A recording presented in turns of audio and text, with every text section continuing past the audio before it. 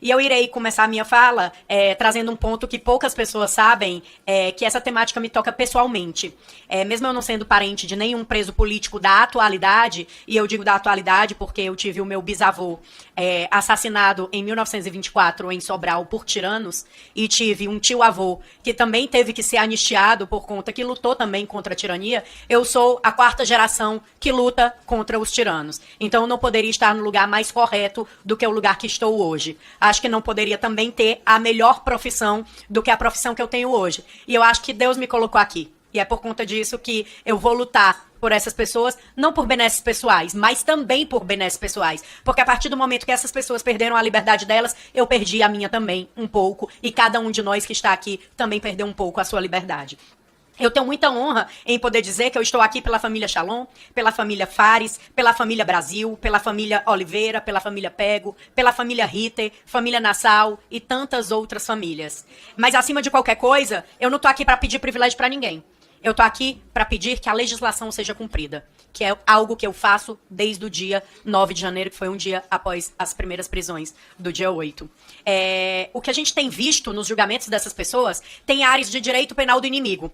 Essa tese do direito penal do inimigo, que foi construída pelo Jacobs, ela trazia que a sociedade ela era dividida em heróis e vilões. E hoje a gente vê isso se repetindo com alguma pequena parcela da esquerda, trazendo o ministro Alexandre de Moraes como herói da democracia. E essas pessoas que estão presas lá como vilões da democracia.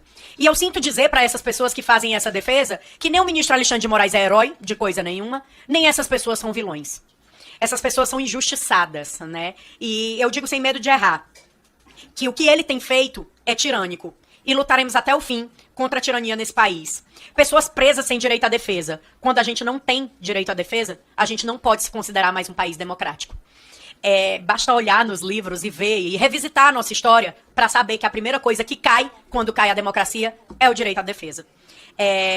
Como a Gabriela bem falou, pessoas presas por homônimo, como é o caso do pastor Shalom, que a família dele está aqui. Ele não cometeu crime algum durante a vida dele toda, e mesmo assim o ministro colocou que ele continuaria preso por conta que ele tem um nome igual de um criminoso, que inclusive esse criminoso já faleceu. O filho do pastor Shalom tá aí.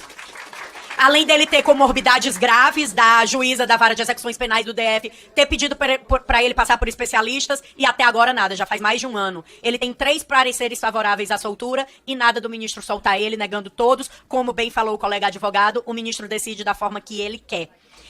Menores que foram presos, 2 menores que foram presos, um que hoje não é mais menor, que inclusive está aqui, e que estão e estavam passando por verdadeiras sessões de tortura psicológica. Eu ouvi um relato hoje aqui do menor que ele teve que assistir até o filme da Marielle Franco. E eu não entendo o que é que isso significa como reeducação. Não conheço esse tipo de reeducação.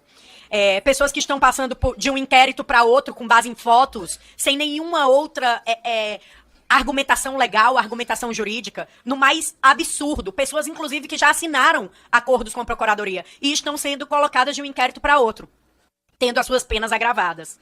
O tempo que essas pessoas estão perdendo com medidas injustas, a maioria deles de tornozeleira eletrônica, outros que estão presos, como o caso do Matheus, que o filho dele vai completar 1 ano e ele não pôde ver nem o filho nascer, nem o filho dar a primeira palavra, nem o filho engatear. Quem vai devolver esse tempo para essas pessoas? Quem vai devolver o primeiro passo do filho dele para ele assistir?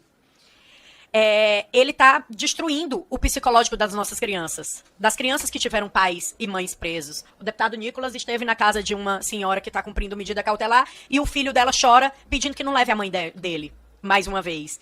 Ele está destruindo, está crescendo a crise de ansiedade das esposas, que ficam pensando no dia de amanhã, se meu marido vai ser preso, como é que eu vou fazer para sustentar a minha família? A vida do Clezão e dos outros que morreram também, quem vai devolver o pai daquelas meninas? Quem vai devolver o esposo da Jane? Esse tempo, esse crescimento, isso tudo fora da legalidade, é uma destruição que ninguém e nem dinheiro nenhum é capaz de devolver. Há pouco tempo, a gente viu a ascensão da Lava Jato, né? E aí, com ela, as decisões do Supremo balizaram muitas coisas no mundo jurídico. E uma dessas coisas, que está sendo destruída agora, é a questão da nulidade pela incompetência do STF. Essa nulidade, o ministro Barroso, inclusive, em um dos seus votos, disse que quando a gente puder desmembrar um processo para deixar lá no STF apenas aquelas pessoas que são detentoras de foro, de prerrogativa de função, deveria ser feito. Porque aquela casa ela não é para se tornar uma vara de comarca pequena. Ele é para julgar coisas que realmente merecem ser julgadas ali. E mesmo esse ministro Barroso, que hoje é presidente, se contradiz. Porque no momento de julgar essas pessoas do 8 de janeiro, ele não vota pela nulidade. Diferente do André Mendonça e do Nunes Marques, que sempre colocam a questão da incompetência do STF.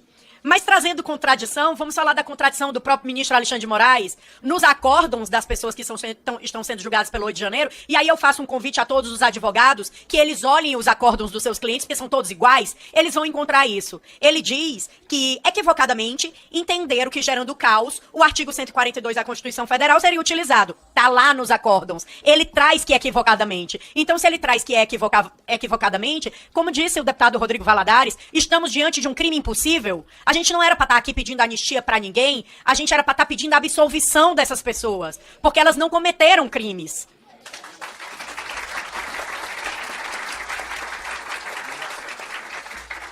Voltando à nulidade, sabemos que eles estarem sendo julgados no STF, eles estão em julgamento em última instância. Um julgamento covarde. Muito covarde do ministro.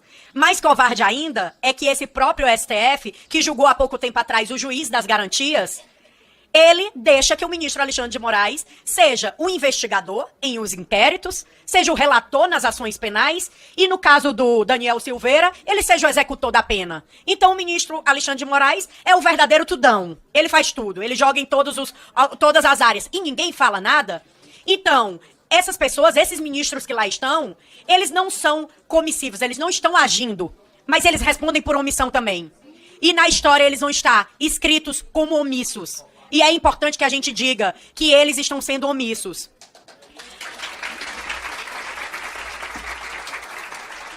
A anistia não seria necessária se estivéssemos dentro do devido processo legal, pois facilmente essas pessoas seriam inocentadas. Mas como não há, precisamos da anistia o mais urgente possível. Para finalizar, o que o ministro é hoje, ele é responsável pela falta de apaziguamento nesse país. Ele é responsável pelo sofrimento de várias famílias. Ele é o julgador que mais profere decisões ilegais nesse país. É a pessoa mais contraditória que eu pude conhecer. Ele contradiz a si mesmo quando vemos suas entrevistas antigas e vemos o que ele faz hoje. Mas ele não está só. Ele tem esse punhado de outros ministros que precisam responder por omissão. Eu creio que essa página triste da nossa história irá passar. Esses senhores estarão com o nome marcado para sempre como algozes ou como omissos. A escolha foi deles. Enquanto isso, eu seguirei lutando pela liberdade no meu país. Obrigada.